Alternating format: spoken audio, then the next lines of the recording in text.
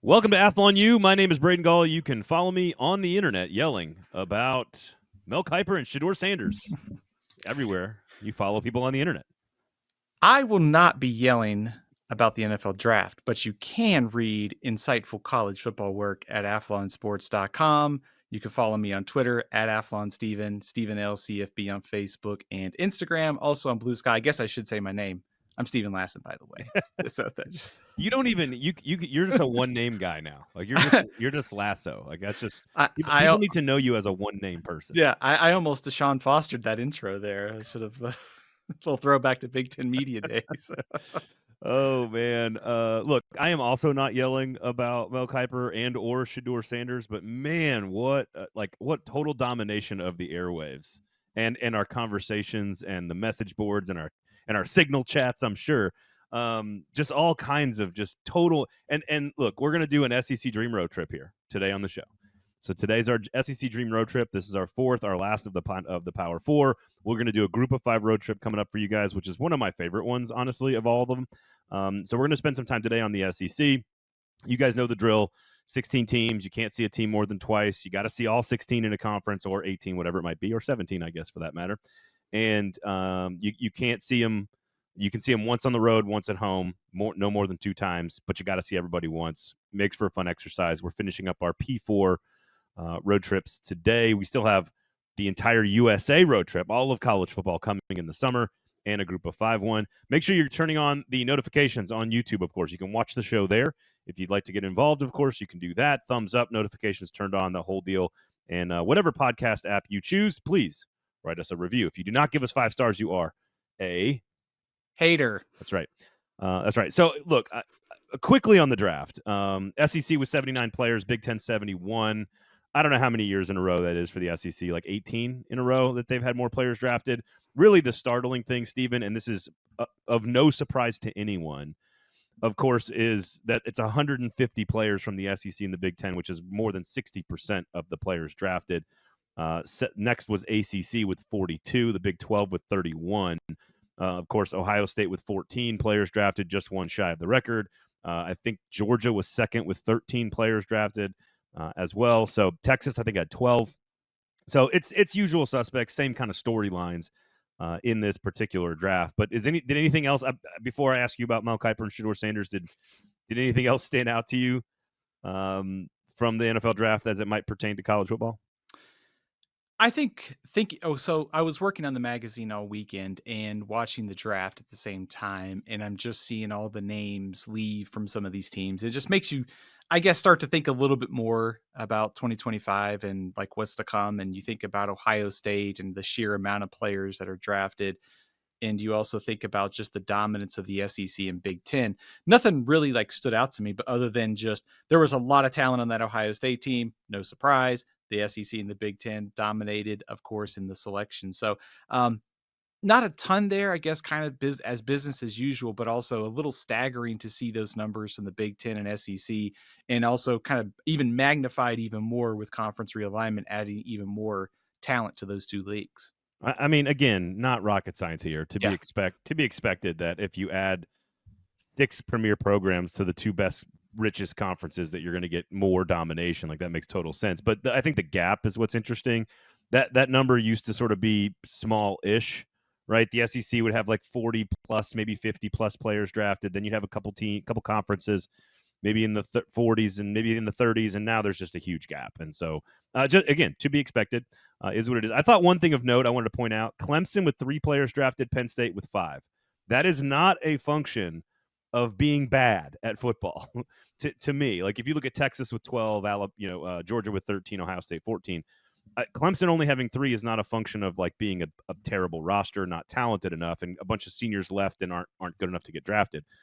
Although I do, Clemson I still think is not where it was in, let's say, 2018 or 2019.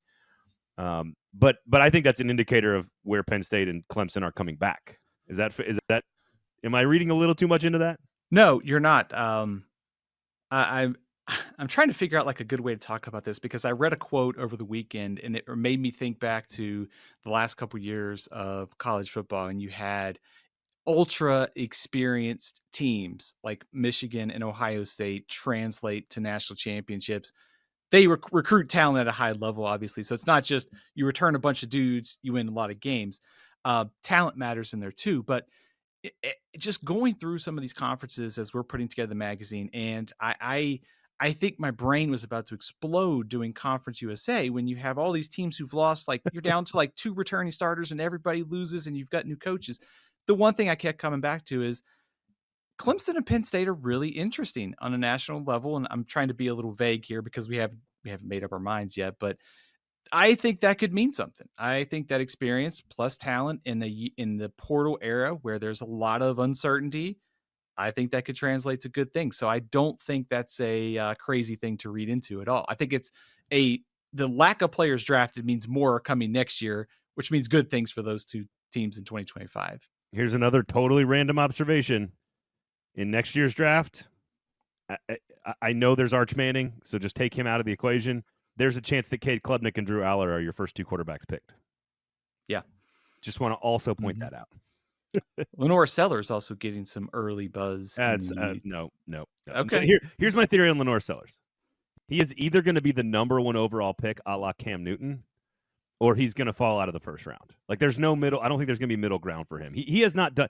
I think he's a very talented player. I think he's very fun to watch, and South Carolina is a really fun team to watch. And I'm very interested in South Carolina. We're going to talk about them today during our SEC road trip. I have not seen anything from Lenore Sellers that tells me he is a top 10 quarterback in the NFL draft. Like he just doesn't. He's got less than Anthony Richardson had, and Anthony Richardson played like 3 games of college football. No, there's lots of guys. Garrett Nuss. I'm not talking about all the other guys getting hype. We were talking about Clemson and Penn State and bringing a bunch of guys back and being very veteran laden with coaches that have been there a long time, and not because they didn't have talent, they didn't get guys drafted. It's because a lot of those guys came back, and on top of that, they also might have the number 2 and 3 quarterbacks picked in the draft. So Lenore Sellers, I don't know why you brought him into this conversation.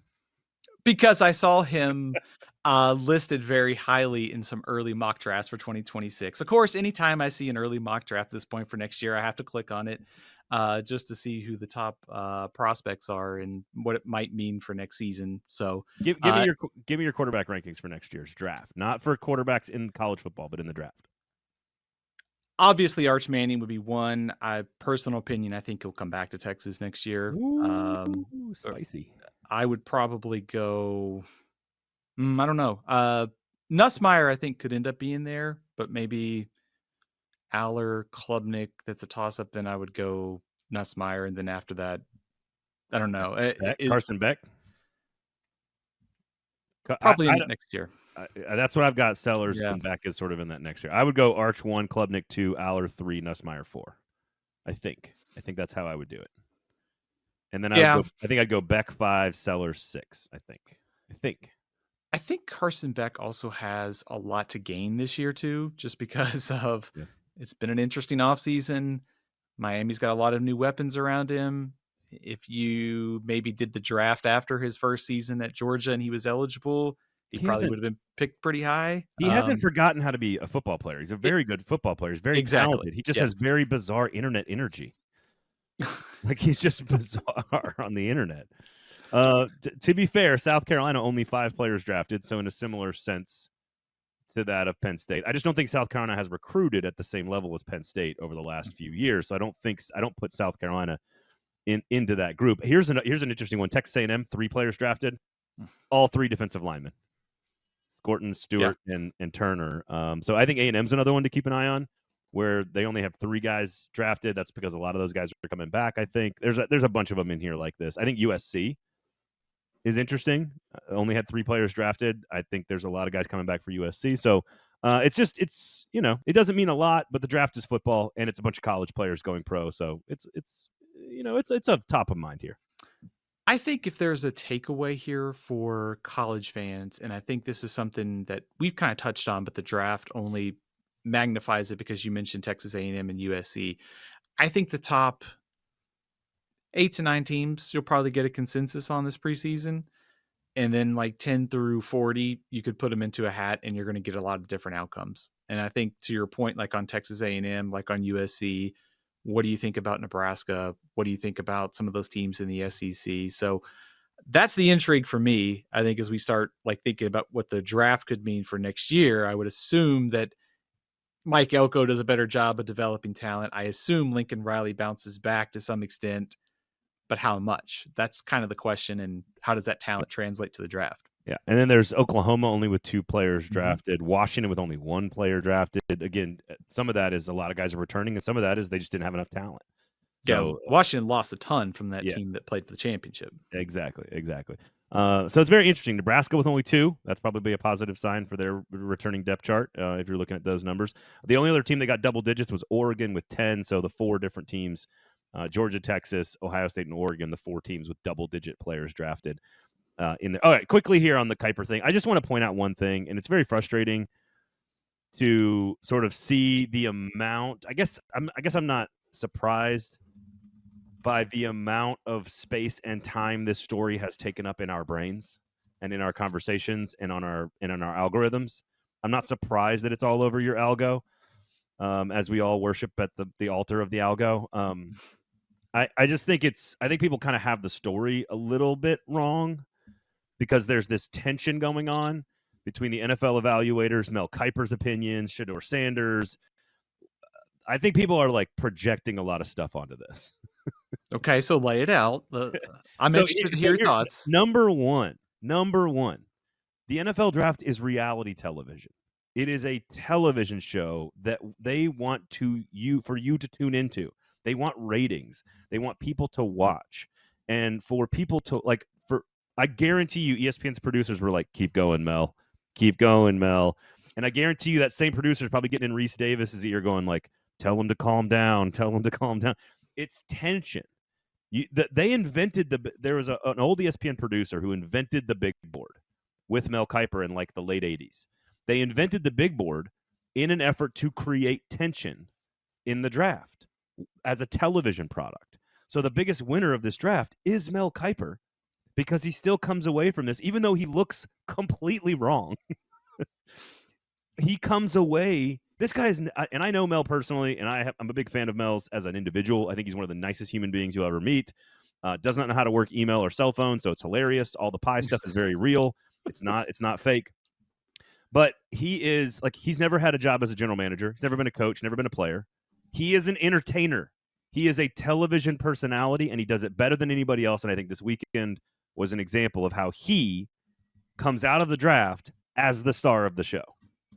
Can you remember what anybody else said about anything?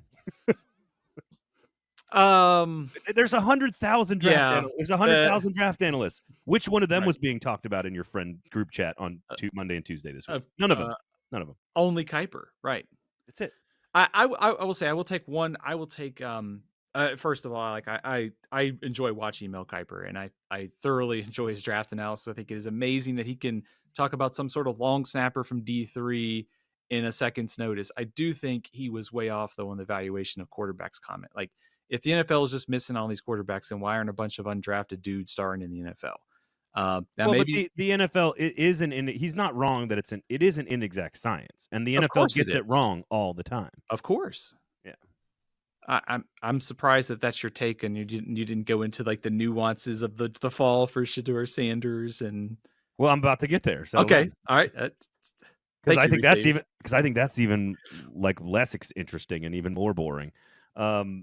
I mean, look, his comment like at the end where he's just sort of like, "Oh, the NFL gets it wrong for 50 years. They're wrong all the time." Like, he's not wrong that the NFL gets it wrong, but like there's a lot of quarterbacks drafted in the first round who are really, really, really good. So like, see his comments on Jimmy Clausen from a few years ago. Sure. I mean, like, it's an inexact science. Right. It's fluid. It's all these things. And so I don't like that part was a little out of line. But again, it's entertainment. He is saying things like, because what happened is that you were tuning in to see Mel Kiper and Shedeur versus NFL. That's that's the tension that you were watching the entire time. And ratings were way up. Had a huge viewership. Even though the number one pick in the country in the draft was a quarterback, nobody even talked about that guy. Yeah, that's the sad thing, right? Here in Nashville. Here's the thing about Shedeur: like, no national media person and no reporter, not me, not anybody else, had him going in the 5th round. So there was something off with the evaluation of Shedeur Sanders, but I had him as I'm not even kidding about this. I said last week I don't think he's going to get picked in the first round. I think he's a second round pick at best.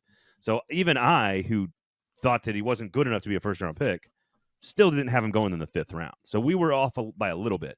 And if you want to tell me that his general demeanor, approach, attitude, etc., caused him to fall from like the 4th to the 5th, maybe. But he didn't. Like, the NFL will overlook literally everything. You could have a pile of AK-47s in your trunk, and the NFL is going to be like, can you get to the quarterback? Let's go. Like, they don't care about this stuff. People are like, oh, he's too arrogant. Nobody cares in the NFL if you're arrogant. If anything, they might like that. He's not good enough to be a starting quarterback right now in the NFL, and that's just the story, and he can overcome that. The NFL is telling you that's what they think of him. It doesn't mean they're right, but that's what they're telling you that they think of him. And I don't disagree. I think he's a late 2nd, early 3rd round pick. I think he's a flawed prospect and a really fun college quarterback. But I just don't think he's that good. And so I think that's where we are.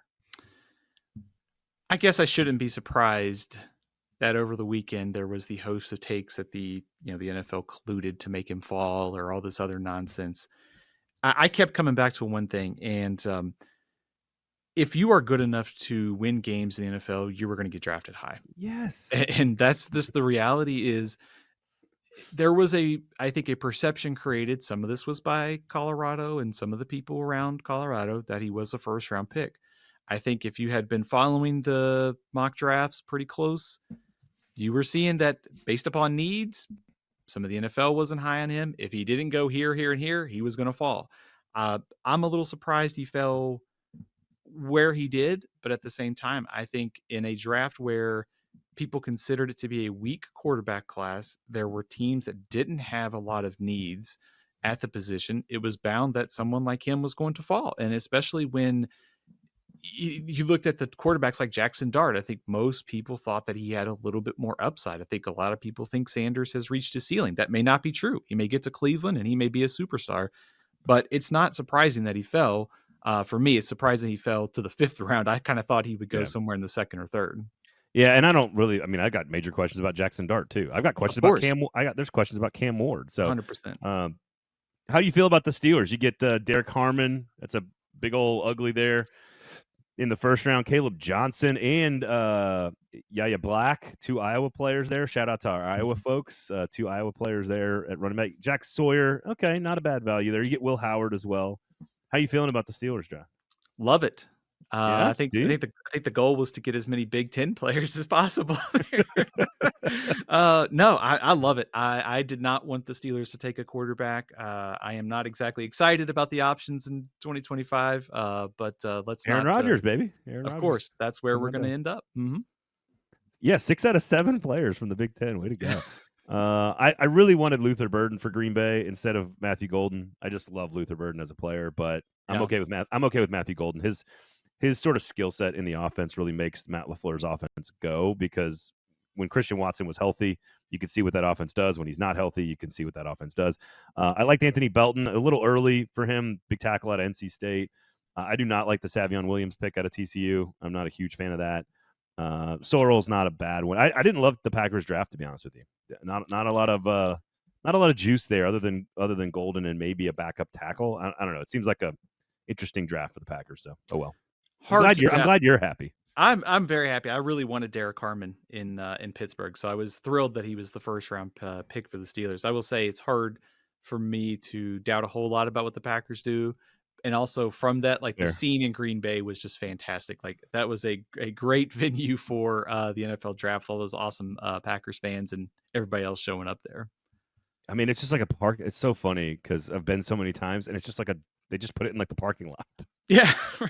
It's so nondescript. Like having covered the draft here in Nashville, and I was listening to one of the producers of NFL Network. I think it's Charlie Yook, I think, is the executive producer for this event for NFL Network. And he was doing an interview with like the Sports Business Journal. And he said, without hesitation, what's your favorite memory of doing this for like 20 plus years? And he goes, being in Nashville was the number one. Like the visuals down Broadway with all the honky tonks and the neon lights. And it was 600,000 people. Like it was a huge success for the city and a huge success for the NFL and for the fans. And and everything. And that one looked really impressive. But if you've ever been to Lambeau Field, it's just like on the other side of those people and across the street is like grandma's house. Yeah, right.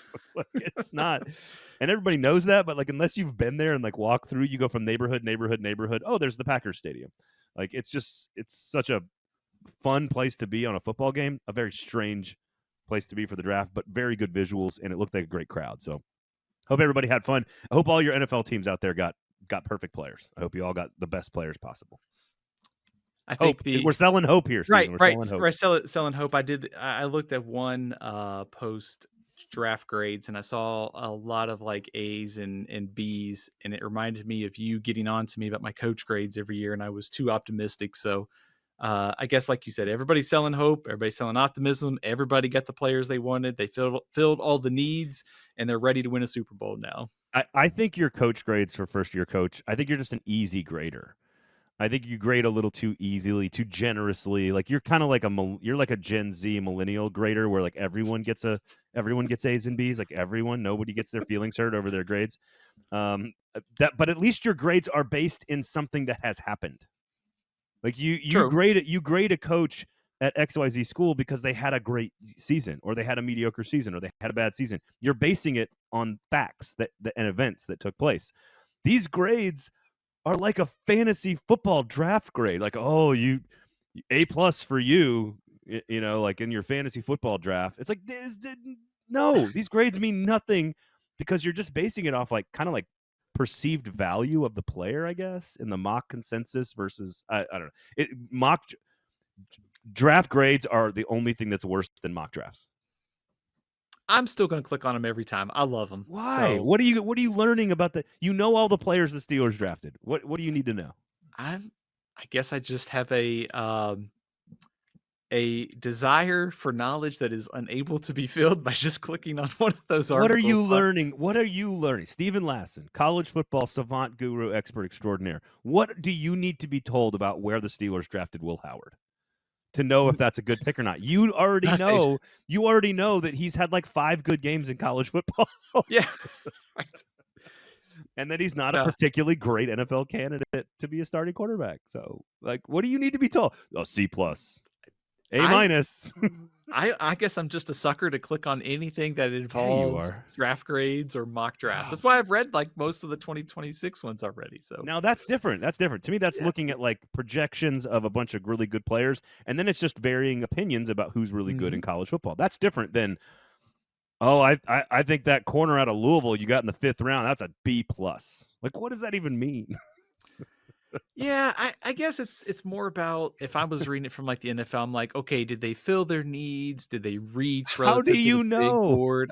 I guess it's just. It's just a matter of like, what big board are you looking at? Are you looking at like the Athlon one, or where ESPN or wherever? There is 0% evidence that any of these picks are good or bad. That's what I think is hilarious. Well, then grade the drafts in 3 years, right? Exactly. Okay. That's what we should. You know what we should do? That's what we should do is publish our draft grades for like 2021. Yeah. To today. Yes. And that would make more sense to me. Like as soon as the draft's over, like draft grades, 2022 draft class. So-and-so was terrible. So-and-so was great. Like, come on. That's actually more applicable, honestly. It is, and it's also like looking at so-and-so traded in the NFL draft. They ended up with X amount of players, and they just out of a desire to just know every little nuance of all these draft trades and such. Okay. All right. Sounds good. All right. You want to go on a dream road trip across the Southeastern Conference? Let's do it. Right. This was the we saved the best conference for last, right? Don't pigeonhole me as a homer, Steven. 0 games in week 0, so whatever. We're going to Dublin to watch Kansas State and Iowa State anyway, so I can't wait for that game. And we're also going to make the trek over to see Stanford and Hawaii, right? Oh, for sure. Do you think they have any transcontinental direct flights from Dublin to Honolulu? You think? It's a good question. Probably not. I thought we're taking your private jet, though. Oh, sure thing, buddy. Yeah. Okay, where are you headed week number 1? You guys know the rules. You have to see all 16 teams in the SEC. You cannot see a team more than 2 times, and you cannot see a team in the same place more than once. I think that's all the rules. Where are you going in week number 1?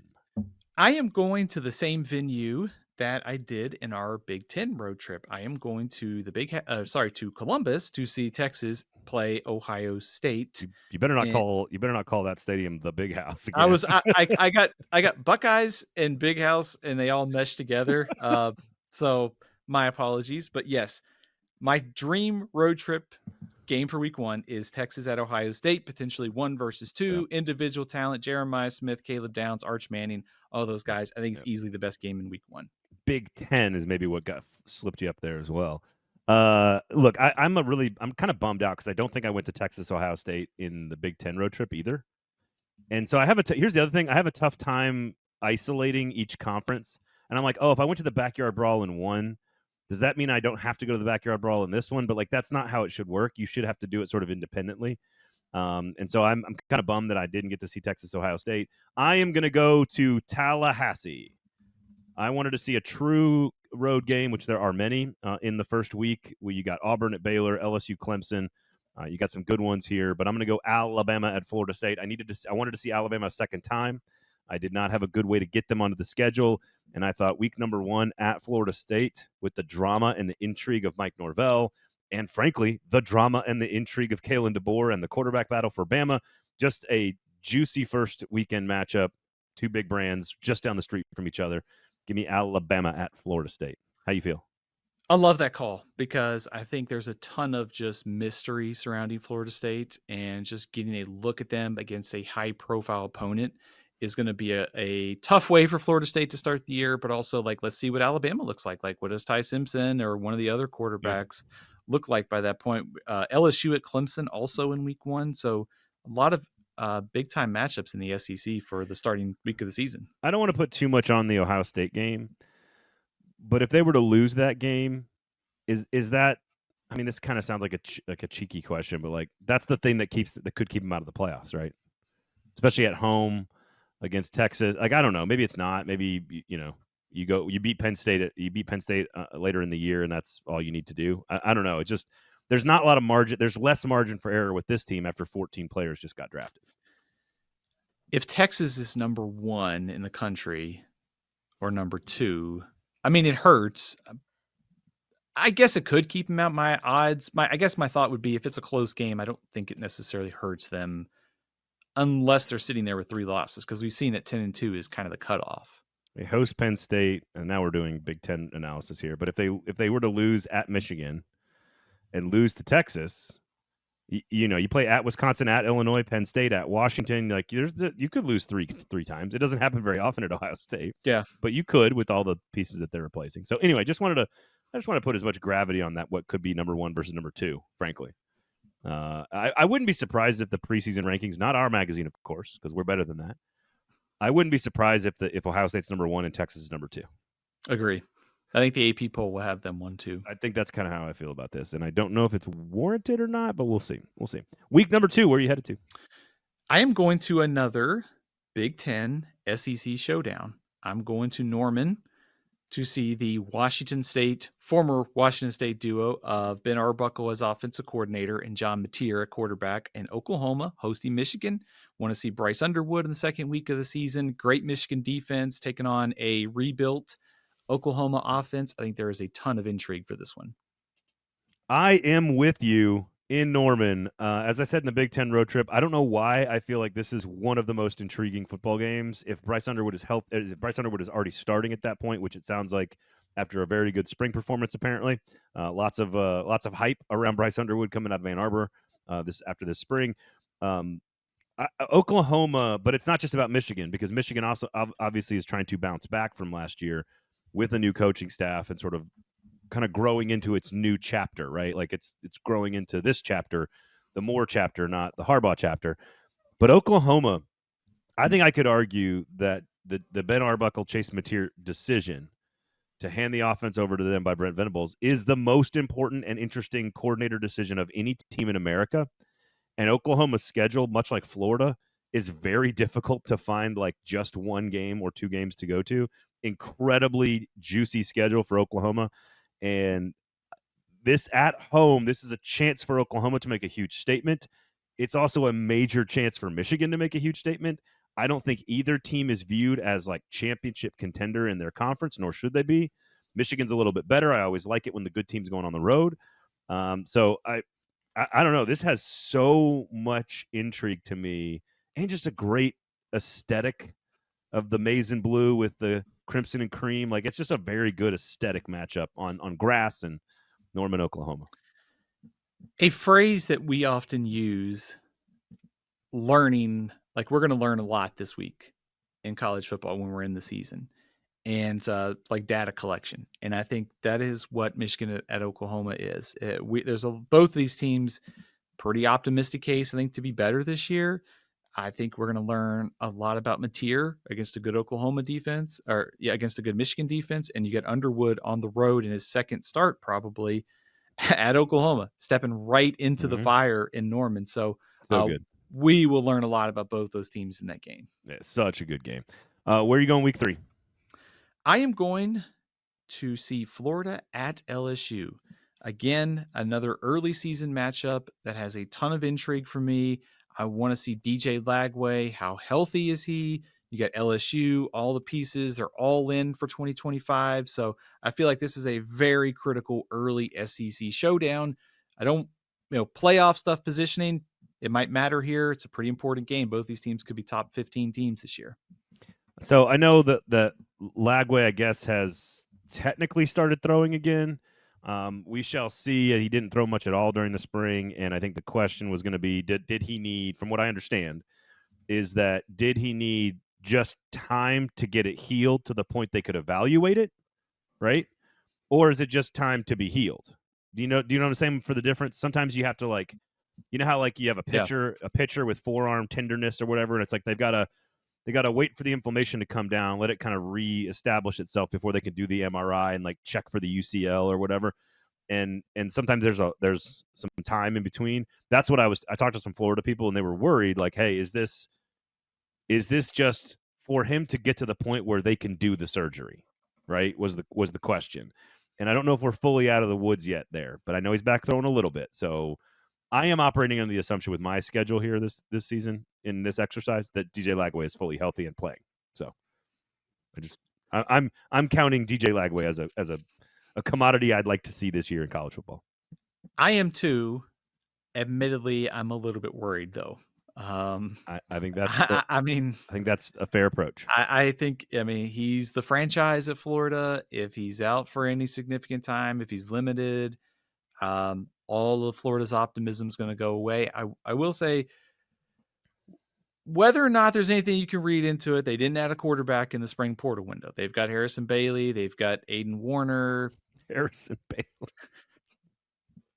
The well-traveled Harrison Bailey. He's still around? He's still around. Yes. Oh, I know. So they didn't add one. Maybe that's a sign of optimism. Also, if DJ Lagway is, like I said, if he's limited or hurt, their season goes away anyway. So it's going to be hard to find someone to sit behind Lagway just in case anyways. Yeah, that is a great rivalry football game in the conference there. Florida at LSU. Maybe 2 top 10 teams at the time where they play. Who knows? In week number 3, a huge early season game. That's actually a really big game in the SEC. You got Texas A&M at Notre Dame. I know that's not in the SEC. Arkansas at Ole Miss. Wisconsin at Alabama. So there's some good stuff there. I'm going to Knoxville. I'm going back to the alma mater. I'm going to host Georgia, and Heisman Trophy winner Joey Aguilar is going to be the quarterback there. And I needed to get to Tennessee. I wanted to be in Neyland. There's some really good games at Neyland Stadium, especially Oklahoma, but I just couldn't get the schedule to work out. So I am going to go Georgia at Tennessee, which is in a very strange slot on the schedule because that game and the Florida game have been switched on their schedule. The Florida game is very late in the year, very unusual. Georgia game very early in the year, very unusual. And I think if you're going to get Georgia without Carson Beck, without 13 players drafted, I think getting them at home in week 3, not a bad place for Tennessee to get them and maybe try to pull an upset. I think it's just a great game. And are there better ones for Georgia on the schedule? Yes. It was harder for me to get Georgia onto the schedule than I expected this year. Learning, I think, to go back to something we talked about earlier, like we're going to learn a lot about both those teams. I mean, Georgia, I feel like, has got more new pieces than some years. I think only 7 returning starters. They're not hurting for talent, but a lot of turnover. Yep. For Tennessee, like Aguilar versus Georgia's defense, like that'll be a good early test for Tennessee. The Mm. series has been pretty one-sided. I mean, Georgia has dominated in recent years, so if Tennessee can pull off an upset, that's probably good. A good sign for that team going forward. Also, just wanted to mention on the Florida LSU game, the ghost of Marco Wilson's shoe throwing the shoe Oh through yeah. the air. So a little throwback to some of the crazy moments a few years ago. All right. What's next on the schedule there, Big Steven? I am going to the Battle of Columbia, South Carolina at Missouri. I thought about going to Kansas and Missouri earlier in the season, but I feel like, again, early season showdown, South Carolina with a lot of new pieces on the offensive and defensive lines, high expectations, chance to see Lenore Sellers up close. Also, Missouri, favorable schedule, but also a lot of pieces turning over on the offense. Kind of a tricky schedule, tough games at home, swing games on the road. So good chance to see the Gamecocks and Tigers. Last year's game came down to the to the wire. I expect this one to probably do that as well. South Carolina, if they get through Virginia Tech in the Beamer Bowl in week 1, which is a very interesting game, it sort of sets up for them in the first 6 weeks of the season. You got South Carolina State, Vanderbilt at home, Kentucky at home, and then this one to Missouri. I'm going with you. I'm going to be in Como, and I'm going to be with you. We're going to be hanging out, watching Shane Beamer troll Eli Drinkowitz best he can. It's been a really interesting series throughout the course of the SEC. I wanted to get South Carolina on the schedule twice, and this is one of the few spots where I thought I could get them. South Carolina has again, you get through. It's very easy to see South Carolina going 5-0, and then you got to go LSU, Oklahoma, Bama, Ole Miss, Texas A&M, and it gets real salty. And then Clemson, of course, to wrap up that back half of the schedule. Very difficult. They got to make some hay early. Cannot go to Columbia, Missouri, and lose that game if you want to be a playoff team. So we'll see. South Carolina under Shane Beamer seems to peak in November, though. So if there is That's one true. sort of saving grace for their tough schedule, that the fact they've improved during the year, it is hard, but that might help them navigate it. Yeah, a lot of tricky road trips in the back Mhm. half of that schedule for sure. But I'm with you, man. I'm going up to Battle of Columbia as well. Week 5, where are you going? I am going to Fayetteville. I'm going to go see the Fighting Irish and to take on Arkansas. Arkansas has a challenging schedule this year. Again, no surprise. But seeing Notre Dame, a potential top 5 team, see what CJ Carr looks like that point of the season. Also, good opportunity for Arkansas to pick off a high profile opponent here. I mean, they did this at Tennessee last year. They've been tough at home. So give me Notre Dame at Arkansas. I'm with you again. That's 3 out of 5. I'm in Fayetteville. Great, great, great place to go watch a game. Fantastic helmet game with the Arkansas uniforms. As long as they wear their traditional uniforms against Notre Dame, none of those black uniforms against Notre Dame. You got to wear the traditional ones. You do that, I think it could be a really interesting atmosphere and a good challenge for a Notre Dame team that's sort of going to be probably, I assume, settling into itself around week number 5. Honestly, these last 2 weeks, week 4 and 5, really sneaky good lineup of games. Bama at Georgia. Neither of us are going to that one in week 5. LSU at Ole Miss. That's a huge one. Magnolia Bowl there. The week before, you had Florida at Miami, which is so juicy, and Auburn at Oklahoma, which is really fun. So this schedule is really good the entire year. But I'm with you. I'm going to Fayetteville. Vietnam. Let's go. LSU at Ole Miss has a ton of chaos potential. Considering what last year's game went to overtime, the game before came down to Yep. the final play with Ole Miss winning. A lot at stake between Ole Miss and LSU again this year. Honestly, that chunk of teams, Ole Miss, Tennessee, Auburn, Oklahoma, Missouri, I don't know what to make of almost any of them. I think they're all good football teams, Yeah. but I don't know if any of them are great. I would throw. Did you throw Oklahoma in there? Yeah, Okay. I have it, but I don't have it. So to me, Texas, Georgia, LSU, Bama, Florida, South Carolina, A&M. That's the top tier or top 2 tiers. I have Ole Miss as the best team in the next tier, or maybe they belong on that top tier. I don't know, but I don't know. I don't know what to make of Ole Miss. I don't know what to make of Tennessee. I think Auburn and Oklahoma could be better, but I don't know what to make of them. I think Missouri's about the same, but I don't know what that means for their record because the schedule's lighter. I just don't know what to make of that group of teams. I think they're good. I just don't know how good. I would buy that. I mean, there's like 12 teams I think in the SEC could be top 30-ish. in the country. So figuring out that middle tier is pretty hard. Yeah, I'm with you there. So that's 3 out of 5. We're in the same place. So I'm with you at in Fayetteville in week number 5. This is week 6 is a hard slate, right? Did you I have thought so. I thought this was easy, Okay. but because I really wanted this particular game, and it also dictated a lot of other things that I decided throughout the course of the schedule. There's another game later on in week 12 that also dictated a lot of the things that I was going to do in this schedule. But this was one that I put on early on my list because I had a tough time settling on what was priority. And when I looked at Texas's schedule, I was like, I want to see them go get challenged on the road in the conference, not neutral site. I love the Oklahoma matchup, and I want to see them get challenged. So I picked Texas on the road twice, true road games in the conference, and I'm going to Gainesville, assuming DJ Lagway is healthy and that Florida is, kind of as good as we expect. I think Texas at Florida just has a really awesome sort of like new SEC rivalry type of feel to it. Just reminds me of like I don't think they played in the BCS in a championship game. I don't think they did, but it feels like a game that happened in the 2000s in a BCS championship game. I don't know why. Yeah. No, I think that's a good way to put it. I think, and you look at the Texas schedule, not a lot of like obstacles to getting to double digit wins this year. Like if there is a place where they could get picked off, it does seem like Florida if Yeah. DJ Lagway is healthy. So I like the call. Well, I, one more time, just as yeah, an observation, it just occurred. They're like two ships passing in the 2000s night because right. they one of the Texas or Florida played in the championship game, the BCS title game in 05, 06, 08, and 09. So that's probably why I think about the late Yeah. aughts because they played in 4 out of 5 championship games between the two of them. So, all right, where are you going? Also, DJ Lagway, a native of Texas, so a True. little chance to maybe get some little payback against his home state. I am actually, I mentioned it. I had a hard time figuring out a place to go, just because of where the dominoes fell. So I'm going to Mississippi State and Texas A&M. This is largely just about getting to College Station to see Texas A&M. I think you've touched on it already, but A&M is just a intriguing team from how they ended last year, which I don't necessarily read a ton into. I think too many people are reading a little bit too much into the end of the season, but they bring back a lot. I love their offensive line, and I expect Marcel Reed to be better here. So So this will I be a really boring football game then.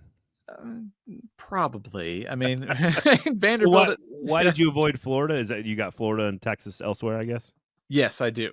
Because you're right. You're right. It's Vanderbilt at Bama, and while the Vanderbilt Commodores won that game last year, it's not good on the road for them this year. And then Kentucky at Georgia. Woof. I know Kentucky and Mark Stoops has been very good against Kirby Smart, but again, on the road, Mississippi State at A&M. That could be like a 23-point spread, my guy.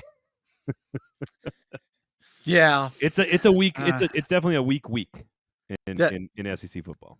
yeah, it is odd how Mark Stoops and Kentucky seem to give Georgia like fits every year. But another option, I guess, would be Kent State at Oklahoma. But I see Oklahoma No. in week 2 in Norman, and Kent State is Why would you uh, go? could Why would you even list that game? well, I was just going to mention, I think like Oklahoma could just absolutely like destroy them. So it's not an interesting game at all. No, it's not. I think Stoops has like, how certain coaches just have another coach's number from a schematic standpoint. Yeah. I think Kirby Smart's offenses tend to lend like I think because Mark Stoops and Kirby Smart are like the same person on opposite sides of the ball from like a century gone past. I feel like they just match up really well against each other, or Stoops matches up really well against Kirby Smart. By the way, you were mentioning DJ Lagway being from the state of Texas. That reminds me of I heard a few stories about Cam Ward coming out of high school and going to camp at A&M, and how Jimbo Fisher was begged by his coaching staff to offer Cam Ward a scholarship. He was a no-star recruit, essentially, that ran the wing T, or Yeah. the single wing in high school.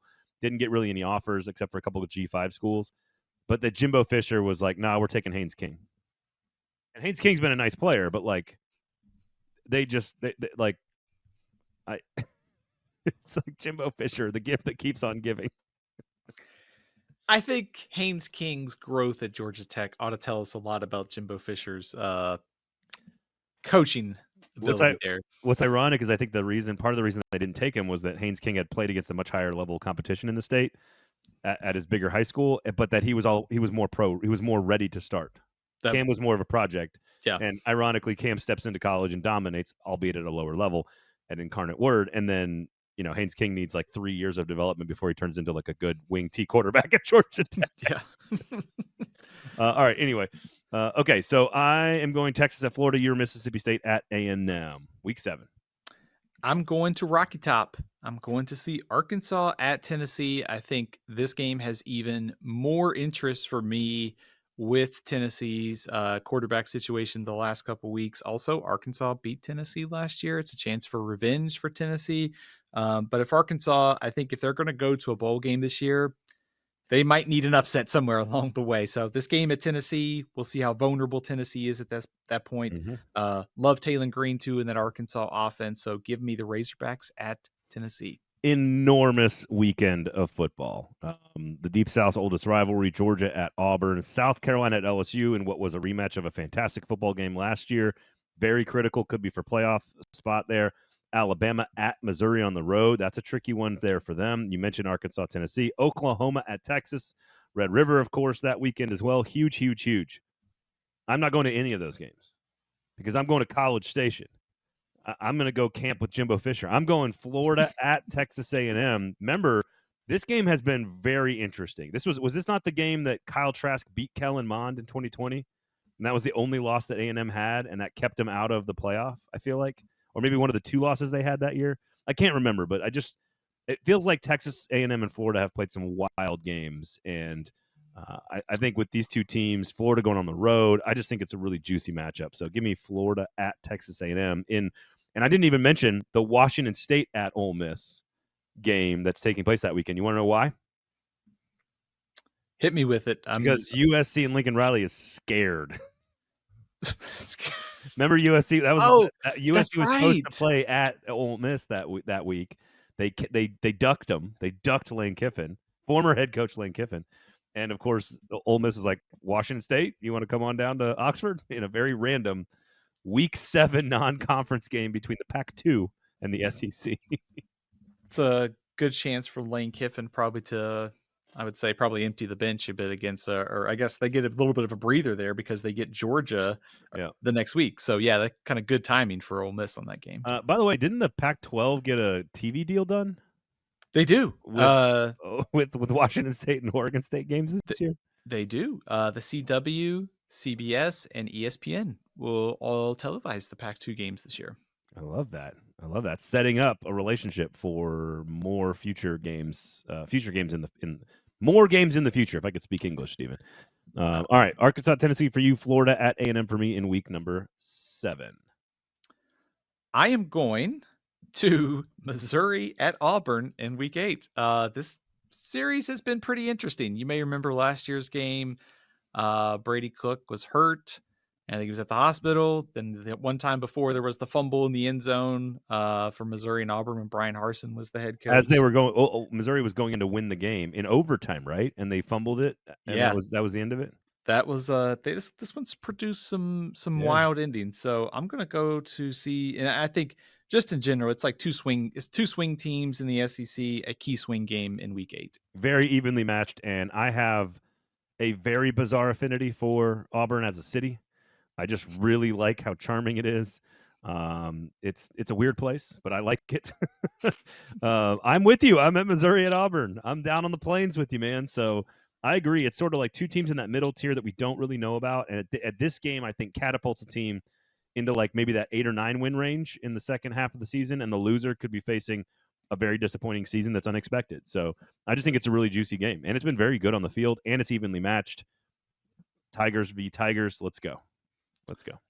Also, I think just from a team perspective, I think by this point we should have a good idea of like who Bo Prabula is and what Jackson Arnold's able to do, because those 2 quarterbacks are kind of wild cards in the SEC this year.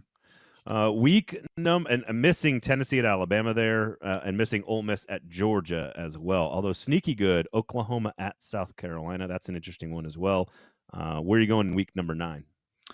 I am going to Columbia, the other one, to see Alabama at South Carolina. Last year's game was a thriller. Came down to the final.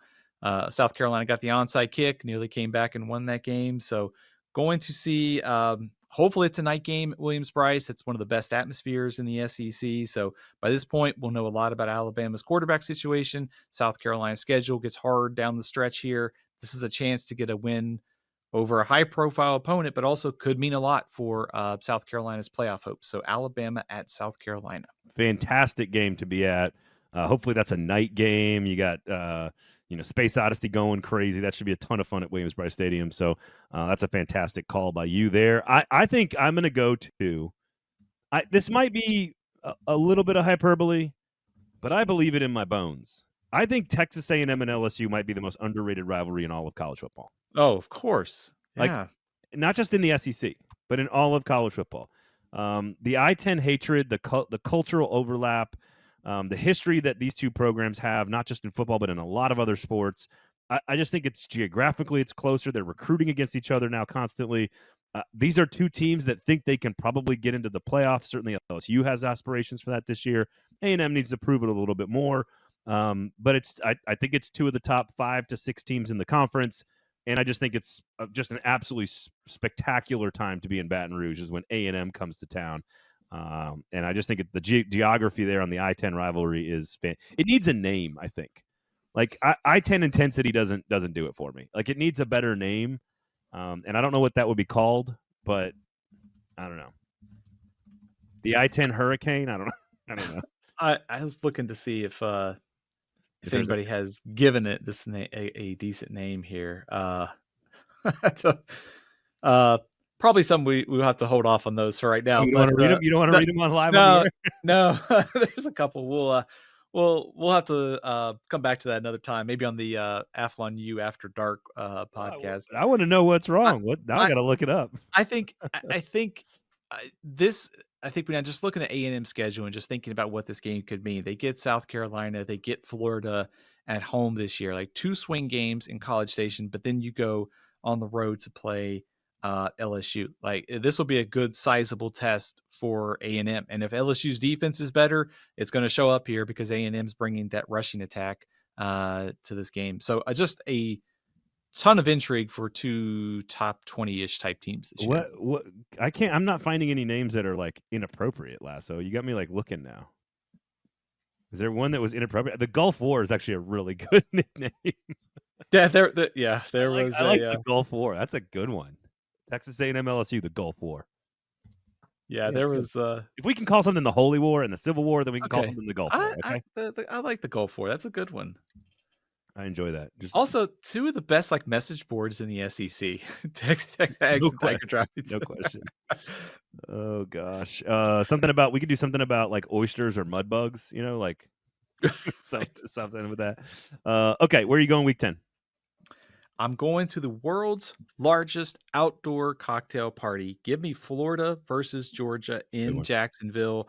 Last year's game started off pretty good for Florida until DJ Lagway got hurt. So let's hope he's 100% for this game. Be a good test to see where Florida has been relative to Georgia because Georgia has owned this rivalry recently. So Florida, Georgia, week 10. If Florida is as good as we expect, this is a monster game. For the first time in a while, honestly. A monster football game. I'm going to a game that almost decided a playoff spot last year. South Carolina at Ole Miss. I'm going to the Grove. Give me South Carolina and that defensive line. Give me Lenora Sellers and Shane Beamer going on the road. Ole Miss, remember, toasted this team last year, and South Carolina ended up ahead of them in the rankings, even though Ole Miss beat them pretty handily. I think this is a sneaky important football game. Again, unsure how good Ole Miss is going to be. Think pretty highly of South Carolina, but a really critical road test entering the back half of a very difficult schedule for South Carolina. Give me the Gamecocks at the Rebels. I think this game being in week 10 is pretty important for Ole Miss. Obviously, it's at home, but obviously they return. If you just look at returning production, Ole Miss is at the bottom of the SEC in like offense and defense. Not surprising because how portal heavy Kiffin is, but by week 10, we'll have a lot better idea of just what exactly Ole Miss is. And if South Carolina goes on the road, well, they're probably knocking out a team that's going to be fighting potentially with a playoff spot for them. They also had a bunch of players drafted. Like Ole Miss was not. I think they had 8 players drafted. including I mean, you got Dart, you got like 3 or 4 defensive linemen, you got a star receiver in Harris, you got a star corner. They had a lot of players drafted as well. So it's not just that they lost a bunch of guys to the portal, but very good team that they lost a bunch of talent. But I think they're good by that time. And I think, again, I still think Ole Miss is closer to the top tier of teams than they are the middle tier. But we shall see. South Carolina at Ole Miss. Also, just not a game you saw a lot in the old version of the in the old version of the SEC. Those two did not play a ton. That was one of those games that only happened like, once every, 8 years or whatever. All right, week number 11, where are you going? You going oldie but goodie here? I'm going to Tuscaloosa to see LSU, Alabama. I guess it's a rivalry. It's like not really like a rivalry, like I said, like Texas A&M, but it's a rivalry. It is too, yeah. There's a ton at stake. I mean, these two teams could be preseason top 12 teams. You've got Nussmeier and LSU's receivers against a good Alabama defense. So just a ton of intrigue. The series history, what's at stake. I got to go to Tuscaloosa and see LSU and Alabama. I'm with you, man. I'm right there. LSU at Alabama. And even if the wheels fall off for Alabama, let's say hypothetically, this is still a game where they get up. They are going to get up for this game. Remember, bad LSU teams beat really good Alabama teams and vice versa. Like, it's just even when Saban was the coach. So let's say they don't figure it out with the quarterback situation and they kind of lose a couple of games and they're sitting there at, I don't know what they would be, like 4-3 or something like that going into this game. I would not be surprised if you got their best game. Alabama's best game. I don't think there's a chance that the wheels fall off for LSU. There's a chance they're not good enough to be a playoff team. And you might lose a game like this if you're not good enough. But LSU's too good to not be at least pretty good, if that makes sense. I'm buying stock in both teams. I think Alabama hiring Ryan Grubb is a massive upgrade at offensive coordinator. Also, I think I've said this before. I hope it's not a hot take. I think Alabama's offense might operate a little bit better with one of the 3 quarterbacks they have. Well, they got a really good offensive line. They've got really good skill players. They're going to be salty on offense for sure. So I'm with you on that. I don't think the wheels are off for either of these programs. I think this is a top 10 matchup. I think the winner goes to the playoff and the loser may go home, but we'll see. Week 12, are you coming with me? I think we're going to what could be the biggest game of the year in the SEC, right? Yep. Texas at Georgia. Yep. They played twice last year. Georgia won both games. Texas trying to get revenge this time. If not, maybe in the SEC championship game. Arch Manning against a good Georgia defense. So this one has all the makings of a top 5 showdown in college football. Yeah, November in Athens. Just awesome. Just awesome. Sign me up. Yeah, I don't have a lot to add. It's just it's like the Texas-Ohio State game. It's Ohio State-Michigan. It's Texas A&M. It's Oregon-Washington. It's just a fantastic matchup. 2 elite programs. In this case, probably the best 2 teams in the conference. And maybe, there's a chance that at this point of the season, they are 1 and 2 in the country. There's a chance. And it could be the first of 2 other meetings. We'll see. Potentially. We'll see. I don't have a lot to say about week number 13. I'm going Kentucky at Vanderbilt. I'm going there too. I had to get Kentucky and Vanderbilt in. This was an easy place, and I don't mean that as a knock on Vanderbilt, because I could watch Diego Pavia play any Saturday, but it was just tough to work them in. It was just an easy place to see both teams. So Kentucky at Vanderbilt. Yeah, there's a Missouri at Vanderbilt game earlier. Maybe LSU at Vanderbilt is the one this year. Where remember last year it was Alabama and Texas that struggled, and it was tough to come to Nashville. It doesn't feel like they have as many opportunities for that because they have to play at Texas this year. Maybe Auburn at Vanderbilt is a really good matchup later in the year, but I was already going to LSU Bama, so it was a hard. This is far more disrespectful to Vanderbilt than it is to Kentucky. I just want to point that out there because I think Vanderbilt is like with Diego Pavia is a team you want to see, whereas with Kentucky, I'm not sure what I want to see with Kentucky. What is there to watch with your Kentucky team? I don't know anymore. It's interesting to see some of the fan reaction early on to, when we posted our early SEC predictions, and it just seems like as a good chunk of the Kentucky fan base that has absolutely no hope for this year already. And I'm like, we haven't even hit fall practice yet. You have them at 15th out of 16, and they're like too high. Yeah, right. Yeah. So, it's not trending well, but a very veteran transfer portal haul, I guess, gives Kentucky some reason for optimism there. Who's been in college football longer, Harrison Bailey or Zach Calzada? I don't know. I think it's got to be Harrison Bailey. I think so too. Yeah. Honestly, really sneaky good matchup. Tennessee at Florida is a fantastic football game. If you've never been to one of those games, they're just such a great matchup. Tennessee has not won at Florida in a long time, but maybe they're better by this time of the year. Missouri to Oklahoma has been played over 90 plus times, and I think will be a very evenly matched game and is one that I really wanted to go to this week. Arkansas at Texas, also a fantastic rivalry, maybe not as evenly matched in this particular situation. So I was like, you know what? Easy way to get Kentucky, easy way to get Vanderbilt on the schedule. I'll stay here in Nashville and watch what has been a very interesting football game between these two programs over the years. So, If do you remember how crazy that Missouri Oklahoma game was this year, 2024? yeah, I mean, it was totally drunk. the ending of the game with the defensive Oh, touchdowns and nuts. turnover. So Nuts. this one could be a little bit more entertaining on the scoreboard, but that last year's game, man, that was something. I'm not sure I've ever seen a game end that way. The last like 8 minutes or whatever. I'm not sure I've ever seen anything like that. It was a pretty bad game to watch for most of it, and then the end was just insane. Honestly, the hardest decision of the SEC road trip every single year now that Texas and Texas A&M are in there, or in Oklahoma, I should say. You got Texas A&M. You got Clemson, South Carolina. LSU at Oklahoma is not even – it's a fabricated rivalry, and it's fantastic.